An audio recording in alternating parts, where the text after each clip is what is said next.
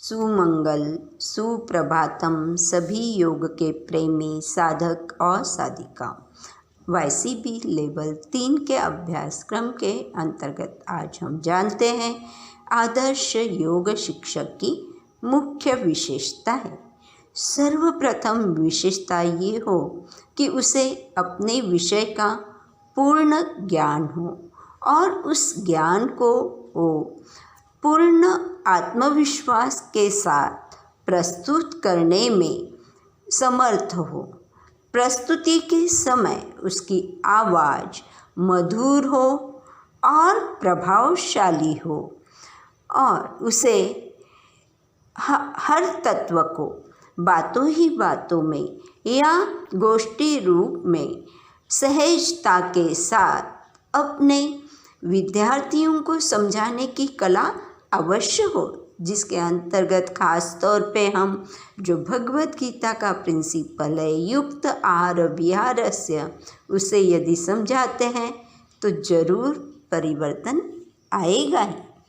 और जो भी हमारे परंपरागत उत्सव है या प्रथाएं हैं, खास तौर पे त्रिकाल संध्या की, उनका महत्व समझाएं और क्यों हमें अपनानी चाहिए उसके बारे में यदि हम उन्हें बताते हैं तो अपने आप ही उनका पालन करने का मनोदय साधकों का बनता ही है।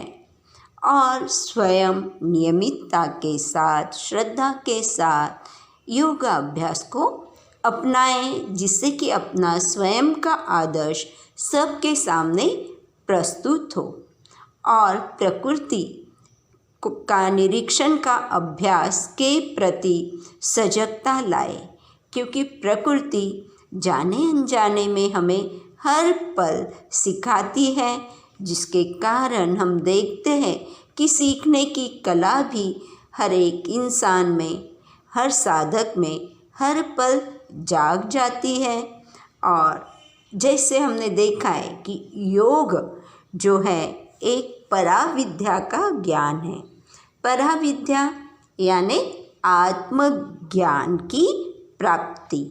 आत्मज्ञान हमें प्राप्त करने के लिए हमारे भाव शुद्ध हो और भाव शुद्ध करने के लिए हमारा मन शांत हो, जिसके माध्यम से जैसे हम आसन और प्राणायाम के माध्यम से हम अपने मन को और तन को शुद्ध करते हैं और नियंत्रित भी करते हैं। और जब वो नियंत्रण में आ जाते हैं तो हम धारणा करने के योग्य बन जाते हैं। और जब हम धारणा करते हैं तो हमारा मन एक जगह एक वस्तु विशेष के प्रति केंद्रित हो जाता है, हमारे भीतर एकाग्रता आ जाती है। और जब ये एकाग्रता की स्थिति लगातार बनी रहती है, यानी हमारा ध्यान होने लगता है। और ध्यान होना यानी कुछ भी नहीं, हम वर्तमान के हर पल के प्रति सजग हो जाते हैं, वर्तमान में जीने लगते हैं, कल्पना जगत से बाहर आ जाते हैं।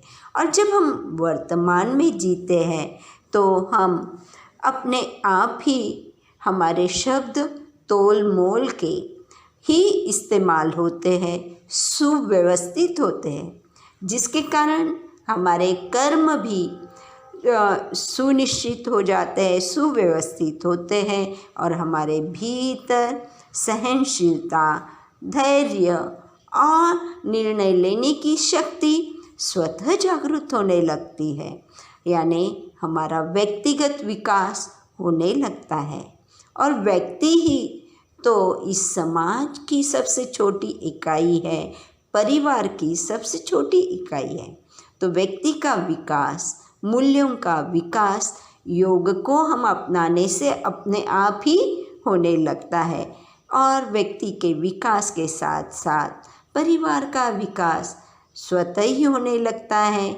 और परिवार ही तो समाज की एक इकाई है, तो समाज का भी विकास हम अनुभव करते हैं और सबके भीतर भाईचारा प्रेम, आपसी जो हमने 5 मूल्य सीखे थे, नहीं, उनका विकास हम अनुभव करते हैं और स्वस्थ समाज के विकास में योग का योगदान अवश्य है।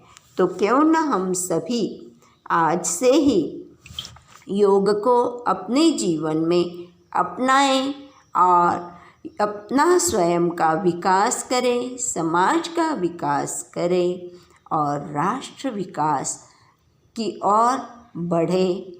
इन्हीं शुभकामनाओं के साथ आज की चर्चा को हम यही विराम देते हैं।